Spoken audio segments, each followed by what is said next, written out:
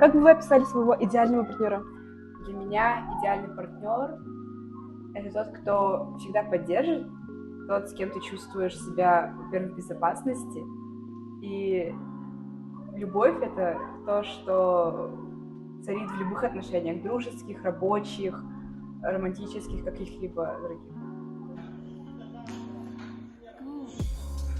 Это добрый, открытый, общительный человек. Это Виктория Колесникова из Вишневой. Там человек, которому я могу доверить все, которому я могу все обсудить, все там погулять, там все, что угодно, короче, с которым мне комфортно. Хая. Умный, самодостаточный и с чувством юмора. Считаете ли вы себя приятным человеком? Почему? Конечно, я считаю себя приятным человеком. Со мной приятно. Вот. А в целом, я могу поддержать любую беседу на любую тему, которую только можно, от космоса до собак на улице, условно. Также со мной весело, то есть, там пошутить как-то, еще что-либо. Я думаю, это значит, что я приятная. Да, потому что я их монтажер этого видео. Они меня заставили. Каким человеком? Да.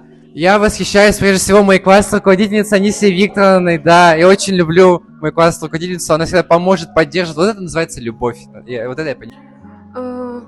Я, наверное, восхищаюсь всеми своими друзьями, потому что они все очень открытые, талантливые, позитивные, и я хочу брать с них пример, вот.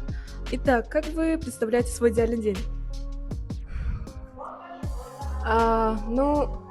День, когда я не буду чувствовать себя подавленно, когда начнется день неординарно, как сегодня, и, будет весело. Хорошо.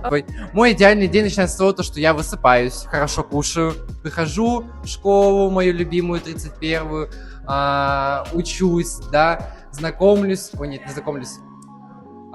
встречаюсь с моими встречаюсь со своими любимыми друзьями, да, в этой компании, и прихожу домой, отдыхаю и готовлюсь к экзамену. Вот это мой идеальный день. Что хуже, потерпеть неудачу или вовсе не пробовать? У меня девиз по жизни: лучше пробовать и пожалеть, чем жалеть о том, что ты не попробовала что-либо сделать. Вовсе не пробовать. Почему? Ты не попробуешь, не узнаешь.